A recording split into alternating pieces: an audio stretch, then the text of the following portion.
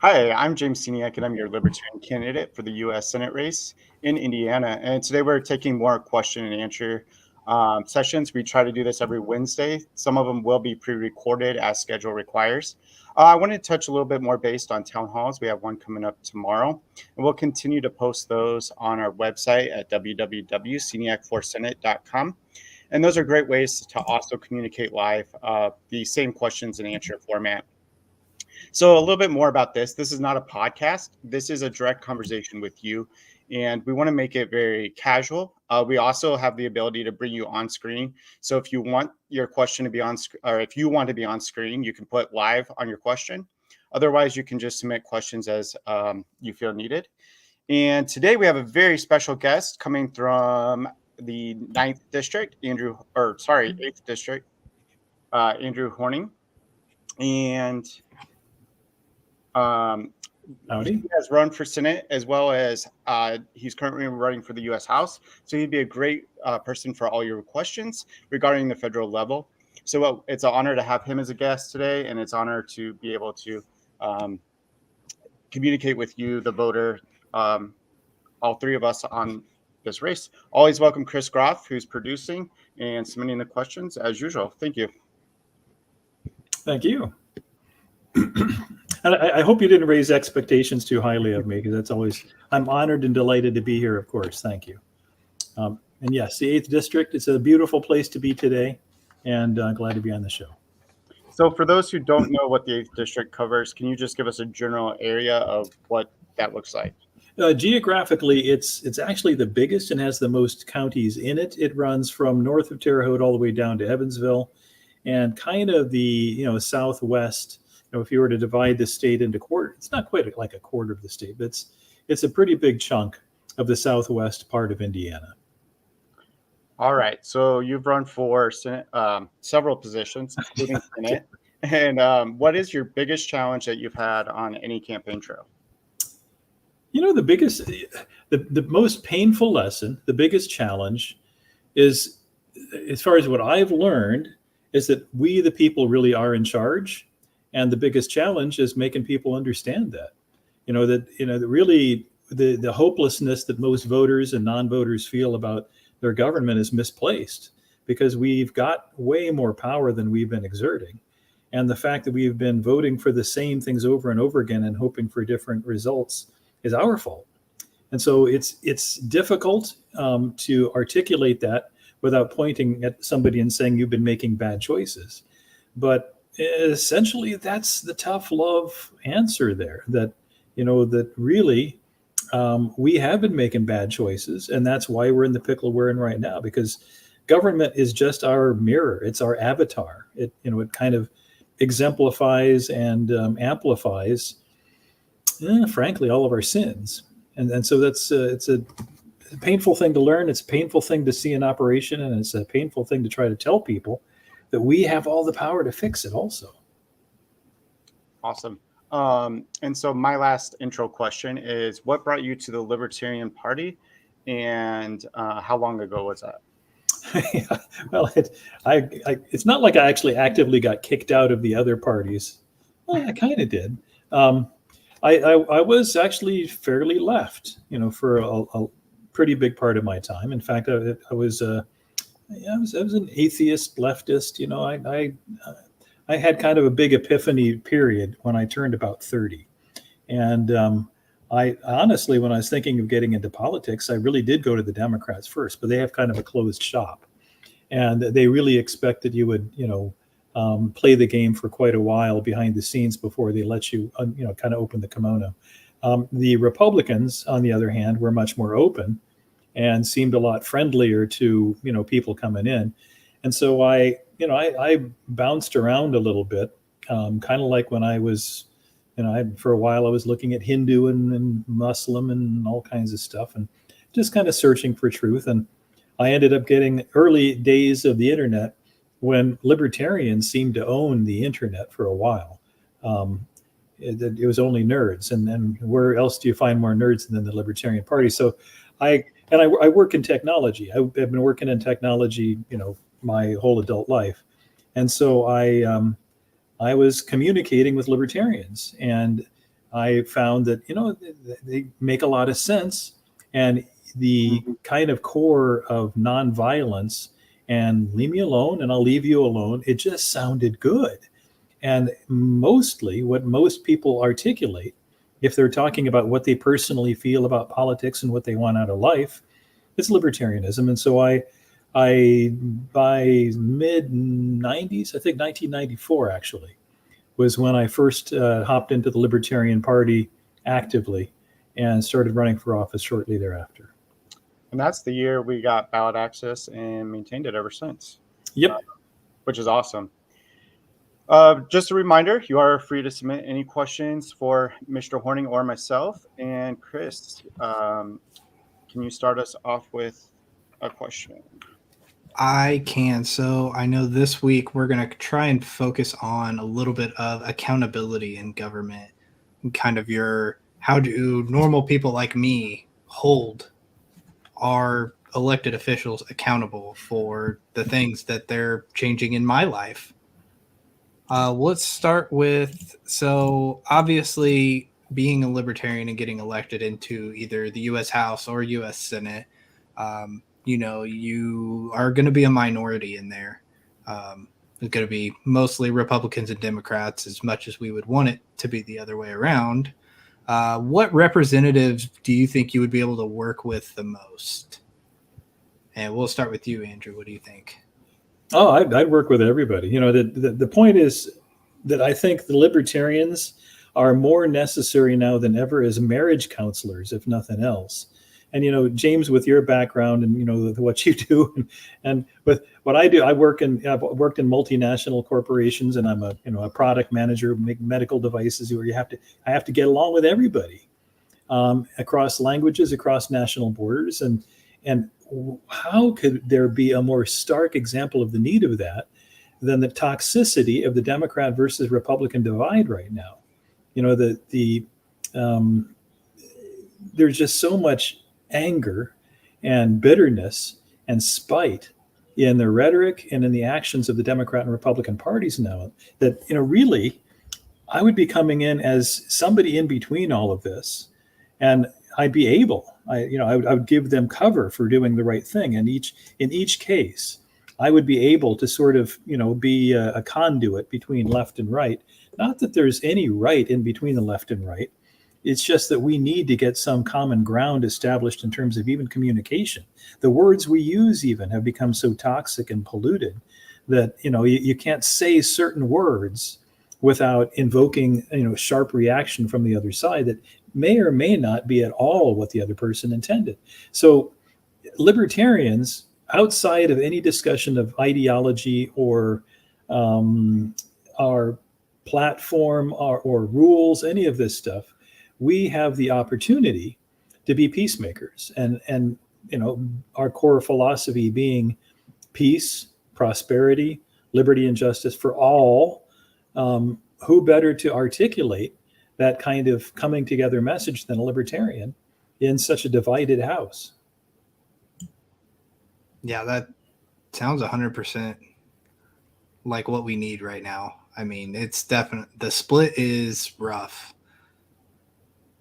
And Mr. Horning's absolutely right. We need to be open-minded to working with both sides. And as we look at solutions and finding those libertarian solutions to these problems, if we want to get anywhere, we have to be able to negotiate and communicate, most importantly, with both sides. If elected, being the only libertarian in the Senate puts you at a unique position to be able to negotiate between both parties. And I think there's often a lack of willingness to work with one party or the other. And I see this from the general public. They think that if you associate or if you communicate with somebody, you're immediately on their side. But often communication is how we find the solutions. And then you could present the libertarian solutions within whatever bill we're talking about. So it gives us a unique negotiating power as one of the few within, whether it's the Senate or the House. So definitely what Mr. Horning said, working with everybody.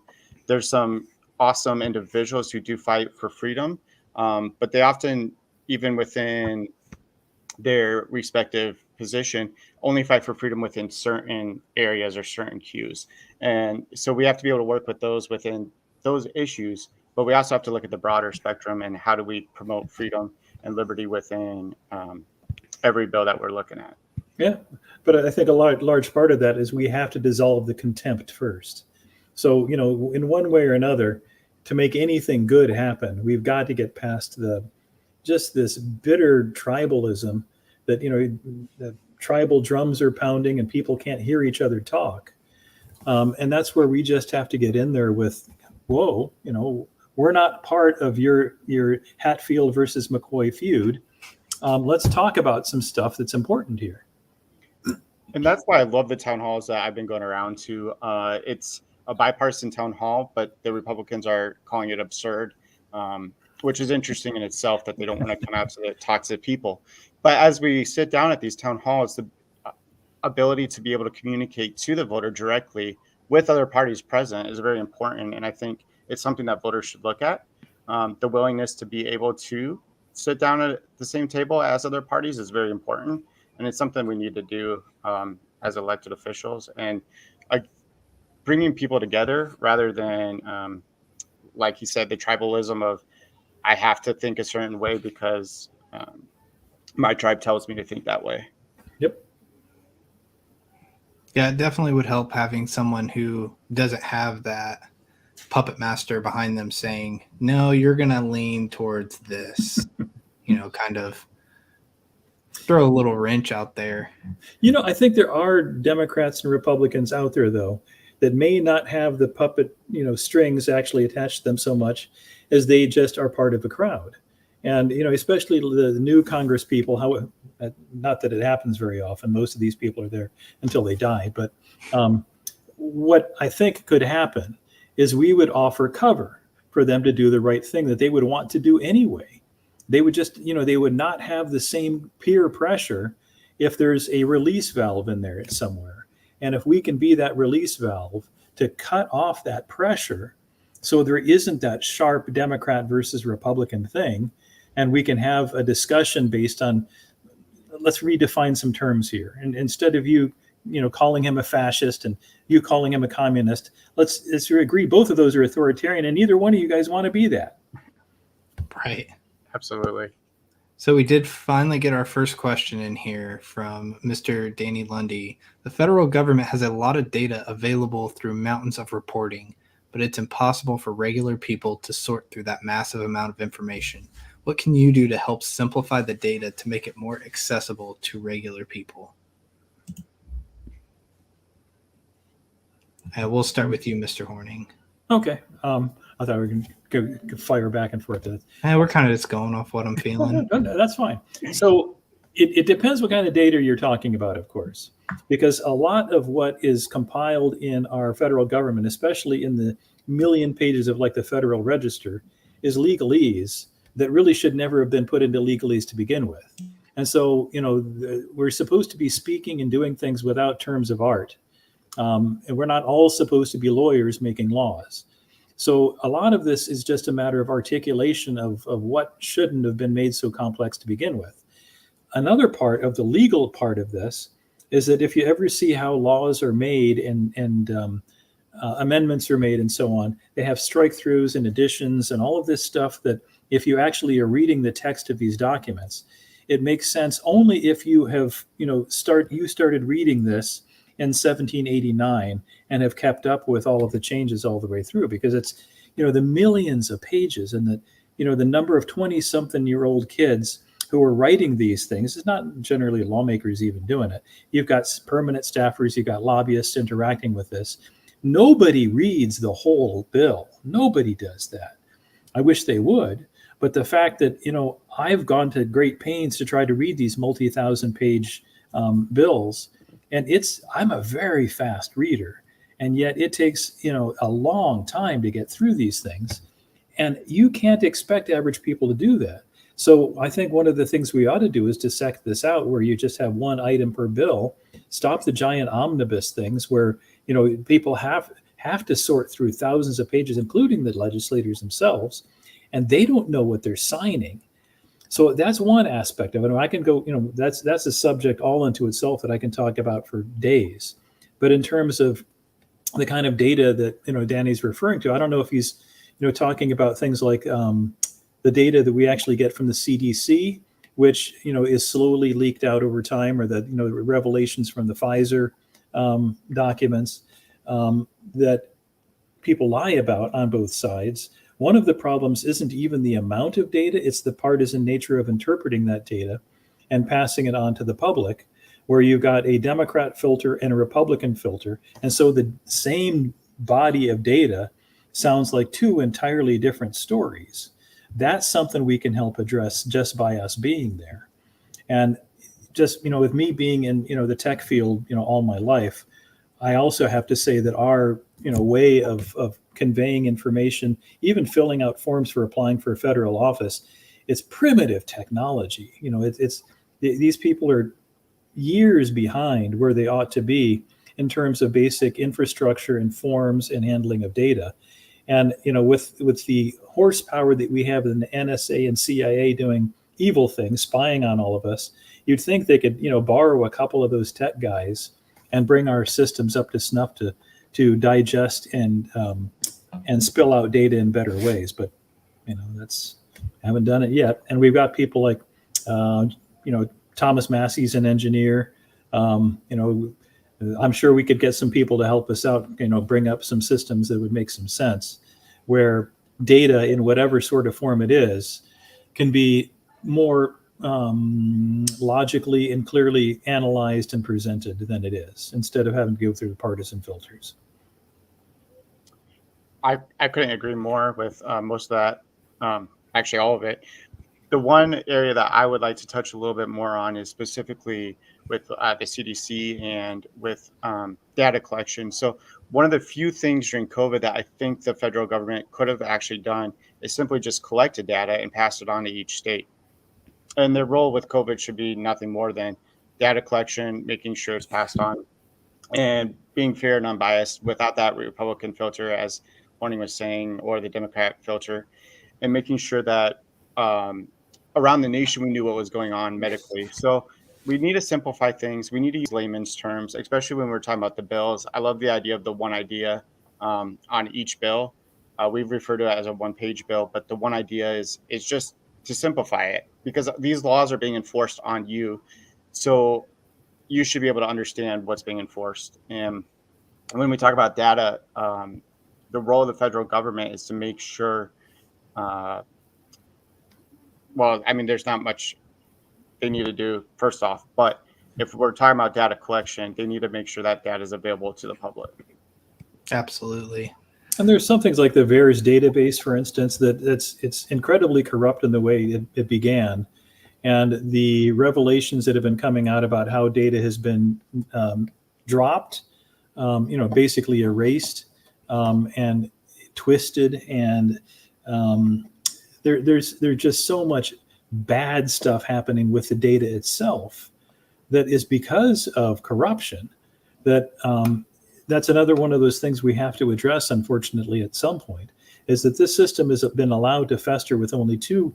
Well, they're not, I wouldn't even say two parties. You've got basically a good cop, bad cop, two-faced system that's got the same puppet masters behind it, the same military industrialists we were warned about. And in fact, in that same speech where we get that military industrial complex phrase, Eisenhower also talked about the scientific and technological elite.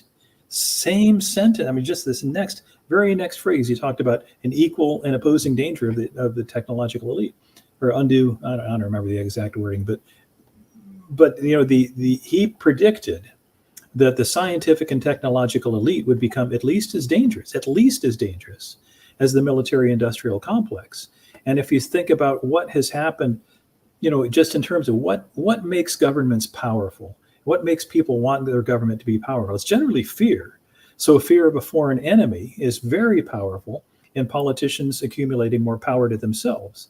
But what is scarier than monkeypox, for goodness sake? So you have an epidemic that you can scare people with, these unseen these little tiny viruses that you can breathe in, or you can touch a railing going down the stairs and get infected with something that's going to make exploding sores all over your body. That's terrifying. And that's the kind of thing that, if you're giving out bad information, and you have an impulse to give out bad information because it's going to give you more power, that is something we need to address fundamentally. That corruption and the intertwining of corporate powers, big ag, big pharma, with politicians, that's incredibly dangerous. And we've known this is incredibly dangerous for literally thousands of years. Oh, you could tell I can keep going on now. You better shut me up.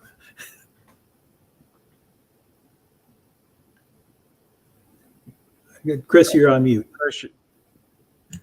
Sometimes if you press that unmute button, it's a lot easier for people to hear you. That would be the case.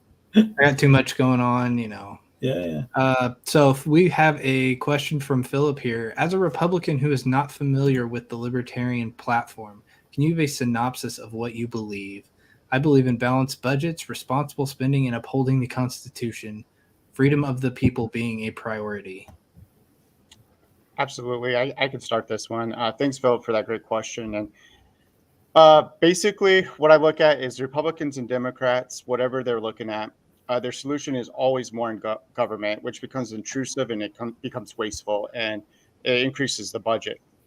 So whether you come from the Republican or Democrat side, you're always going to look for solutions that increase that budget and ultimately increases taxes. So as a libertarian, we believe that our solutions are less government involvement in your personal life, and looking at ways that we can reduce the government waste. The military complex that was talked about by Mr. Horning, it's looking at ways that we can reduce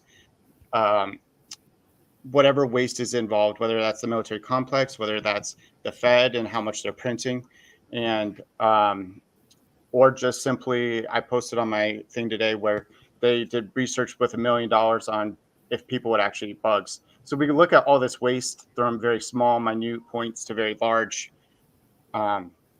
points, and we're looking for solutions that will ultimately balance the budget, will bring more power to you, the individual, and will make the government less intrusive in your personal decisions.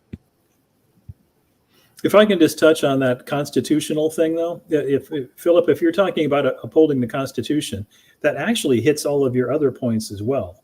So if we were to actually, understand what the Constitution is for, being a leash on government, not on us, and if we, the people, were to actually enforce that with our votes by firing the people who don't keep their oath of office to uphold and defend the Constitution against all enemies, both foreign and domestic, then not only would we have balanced budgets, we'd have greatly reduced budgets, because most of what we spend is unconstitutional.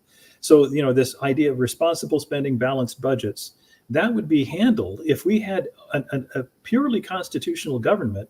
Our government would be a fraction the size it is right now. The size and power of our government has exceeded the Constitution a long time ago. And essentially, since the ink was wet, politicians have been, nibbling away at the words and the meaning and the effect of the Constitution. Ultimately, however, the freedom of the people being a priority, that's our responsibility, and it's our power to fire the guys who are taking all of this away from us. The whole point of elections was not to hire politicians. They do that themselves just fine. The point of elections is to fire these guys. It is our power of peaceful revolution, so that we don't have to have the other kind that our founders had.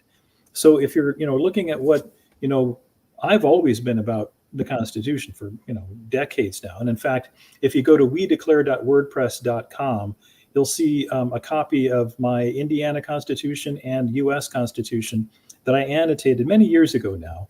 But I think you'd find that it's very relevant. The comments that I make, I point out areas that I think people might miss in the Constitution because we've been misled about them. And, I've been told anyway, that the way I'm interpreting things and laying it out, along with the actual text of the Constitution, is very helpful in understanding the way this is supposed to work and where we went wrong. Absolutely. All right, we got another one here. Going back to the subject of bills and laws. Well, we need to simplify bills. I lost it. Well, simplify bills. What about past laws and all the unnecessary earmarks and special interests that were already snuck into them? And how do we stop that practice in the future? No, I don't know if I can go Mr. first. Hording, yep, we'll let you take this one first. Years and years and years ago, I started proposing a sunset bill, resolution, and law. And I'd love to see it if we can amend the Constitution to say that all laws, agencies, and powers not specifically written into the Constitution have a 10-year sunset. And that would be a testing period where you say that, this law, whatever it is, we got 10 years to prove whether it's, worth it or not. And after that, it goes away unless you decide this is great. We're going to re-sign another bill to put it back and maybe tweak it and make it better. I thought 10 years is generous. I'd love to see it a lot shorter than that. We should be flushing our Federal Register regularly, but it really hasn't happened for like an Indiana Constitution in the 1980, I think. There was kind of a review of the Indiana Code, and some things got flushed out, not very much. But that has never really happened substantially with the Federal Register.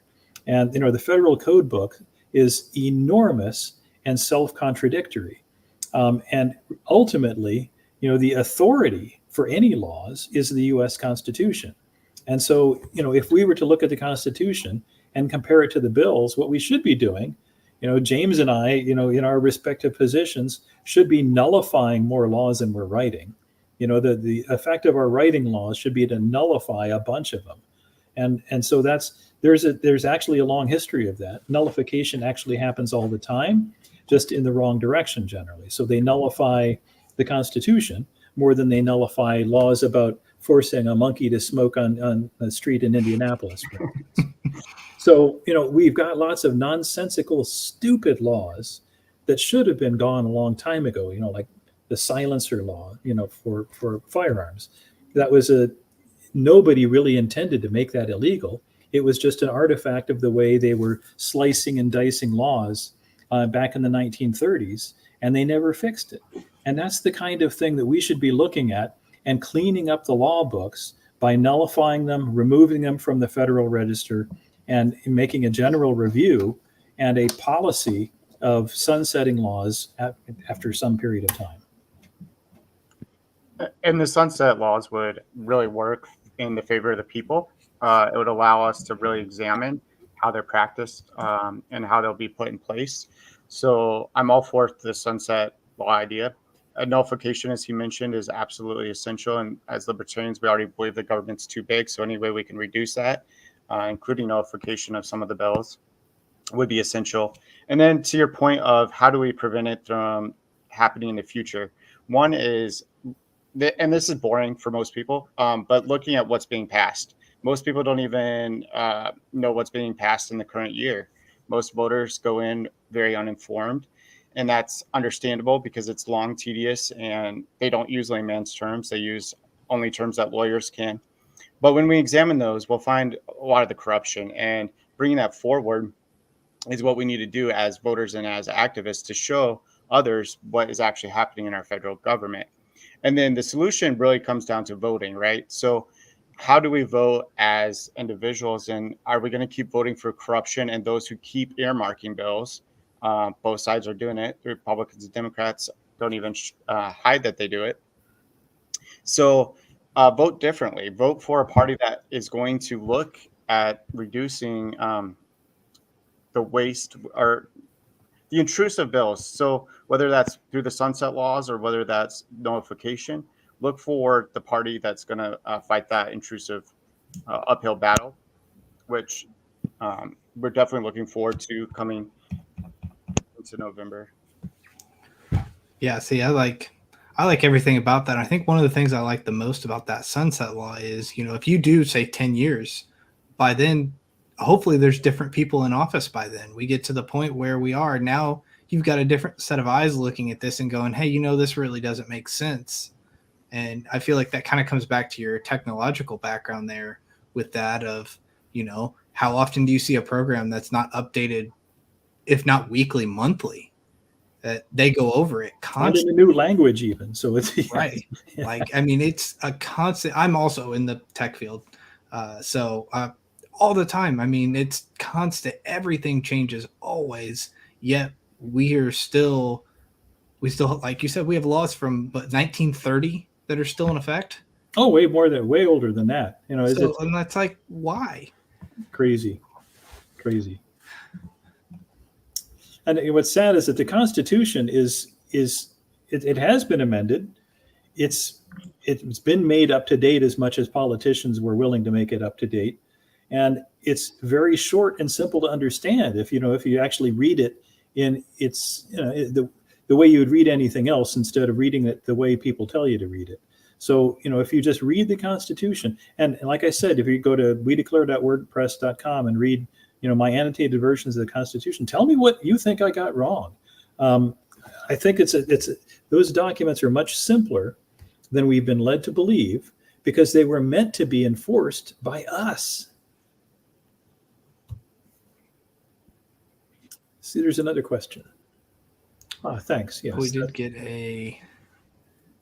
that's my blog site, and so you'll see lots of other. You'll see I have many opinions, as you've already heard, I guess. But absolutely.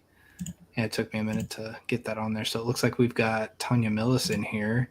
Hey, She says, we stop the practice of unconstitutional rules and regulations by voting in Libertarians to Congress.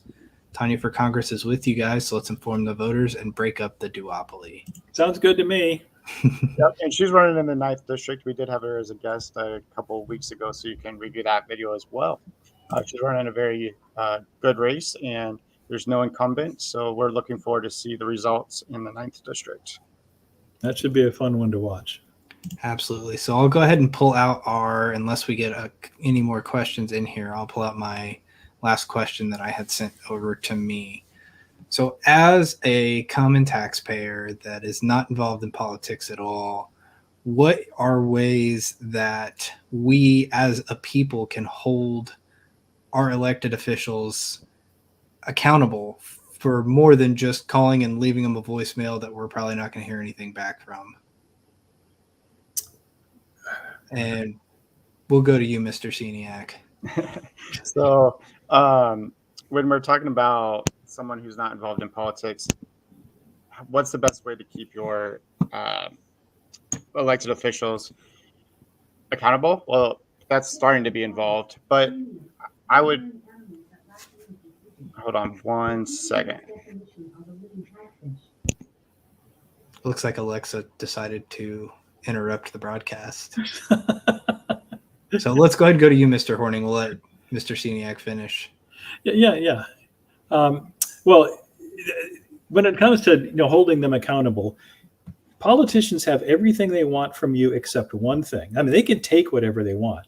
Once you elect them, especially once you re-elect them, they've got all the power over you, and you really don't have it. You can write them letters. You can call them up. You're probably not even going to read your letters. They're going to have, especially at the federal level, they've got staffers that are going to filter all those things out. And they're probably also going to be replying to the letters if they even do that anymore. The only thing that politicians really need from you to keep their power and keep doing what they're doing is your vote. That's all they need. And if we deny them that vote, let's be frank here. Most people say they don't trust politicians. And if you're looking at how often the approval rates in Congress have gone down into single digits, that does not match up with the fact that the re-election rates in the U.S. House, for example, have not gone below 90% since the 1980s. And even in the U.S. Senate, where there is actually a slightly higher turnover rate, it's still about the same, where it's been about 90% for a very long time. And in fact, it correlates pretty strongly from when we first got the primary election system in the 1970s. And so most people don't know that we didn't used to have primary elections. Most people don't realize the advantage that incumbents get from the sort of promotion they get from the franking laws, where they can pass out what they were calling informational mailers and letters and so on that are really just campaign documents. And so the advantage of incumbency and the the power that they have over us, it all comes down to one day where we have the power to throw them all aside and elect new guards for our future security. So, the point of elections is to fire these people. It is not to hire people. And the idea that so many people say, oh, you should vote for something. You should never vote against. That's not true. That's a lie. The fact is if there is a fire in your house, you want to be against that fire. You don't have to say, well, no, I'm for wood. I don't want to be against fire. No, you have to be against fire right now. And so there are times, like right now, when our government is such a hot mess, and our economy, our dollar, our foreign policy, it's a hot mess. And we've had the power to get us here. We have the power to turn it around. We have to use that power and vote these people away. So yes, maybe you don't like me. Maybe I'm too opinionated. Maybe I have too much glare on my glass. Whatever the case, you can have your own opinions about that. But what you should know is that there are times you have to get rid of the menace. And if you vote for, me, even if you don't know that much about me, you've got to get rid of the power structure that we have right now that transcends even the politicians. It transcends the parties. And I think we all know that. I think we know that we have to do something extreme. And I hear an awful lot of people saying, well, I got my M16, I've got my 9mm, I've got my Glock, I'm going to shoot the government. No, you're not. If you're not even going to vote away, you have the power to just go in and press a button and get rid of it. If you're not going to do that, you're sure not going to fight. All right, I'm sorry. I got off. That was a great answer. I loved everything you said. Sorry about the interruption. Somehow Alexis thought I was talking to her. But what I was going on with it is when you say not involved politically, we have to change that mindset. And although I don't want people to be one issue voters, what I do challenge voters to look at is one issue that you are passionate about and really care about. And then look at that issue on how politics affect it. So whether that's inflation and how your dollar right now is not buying the same amount, look at that and then look at how politics affects that dollar, or whether your issue is, you could pick any issue, whether it's numbers or whether it's social issues, but then look directly at how politics affects it. And then based on that, start getting involved and looking at where your vote does matter. We have to get people voting. Right now, the percent of non-voters is higher than the percent of voters. So we really have to change the atmosphere, and we have to look at politics not as a bad thing, but as how we make the change we want to see. Yep.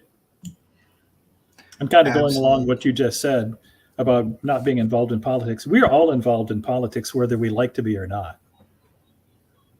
It affects everyone. Everyone. In there is no aspect of our lives that isn't taxed, litigated, prohibited, or mandated. Absolutely. Absolutely. It's always the saying at the end of the day is nothing's free. Everything is taxed. Yep. But I think we got a couple questions that came, or a couple comments that came through. I'll put out a final call for if we've got any last question, and I think we'll move on to our closing remarks here. I had something in my head, but I lost it.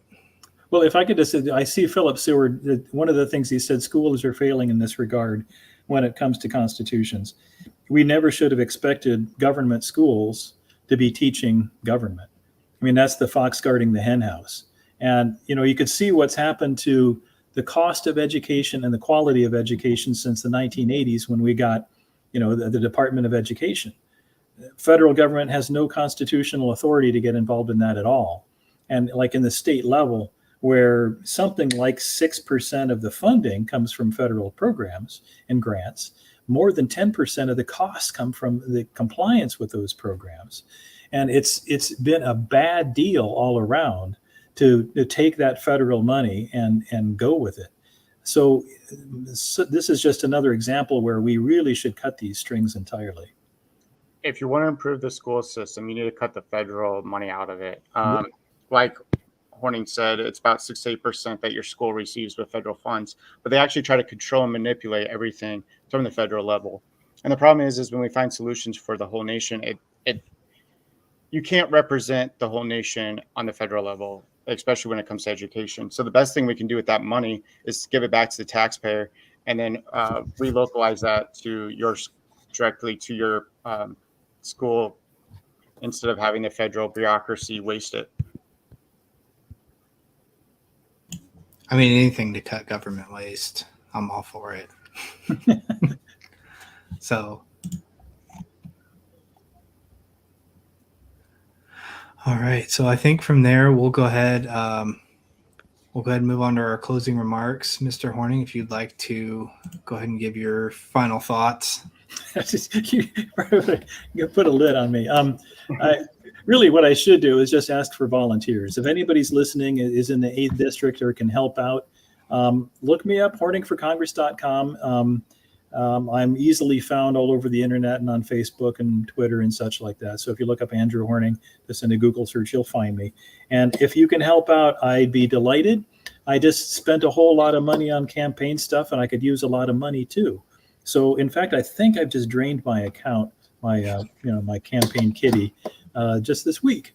So I could use some help in fundraising, and it's, as James can tell you, he's been going all over the state for a long time. We need everything, and so everybody's got some kind of talent that they can put to use. And if you're willing and able, I sure would be honored and delighted to have you on the team.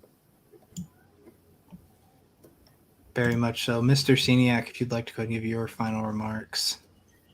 I think the why is really important of why we're running for whatever office we're running for. And my heart is really to be a public servant to you. And that's why we do these question and answer sessions. It's also why we're doing town halls all the way across Indiana. We just did our 5th one, and there's a total of 15. So look at the schedule and see if there's one near you, because we can have these same conversations in person. And those are absolutely essential to communicating with the people that I'm going to represent. As Mr. Horning said, it does take a lot of volunteers and a lot of money. So we're still looking for bodies that are willing to do research. We're looking for individuals who are willing to do door knocking, and there's many other ways you can contribute to my campaign. Lastly, donations are important. We are running out of signs, which is a good thing, but we also need to order more. So if you want to help me get signs, if you want to help me get more materials out, we're looking really good at getting those out. And you can do that at www.seniacforsenate.com/donate. And I always appreciate any comments or questions that you can send either on Facebook or through the website. Very good. Well, thank you both for being here and being open to talking with the people you're going to represent. And I hope to talk with you guys again soon. Thank you for hosting this. This has been lots of fun. Thanks, Chris. Thanks for all the work you do behind the scenes. No problem. Thanks.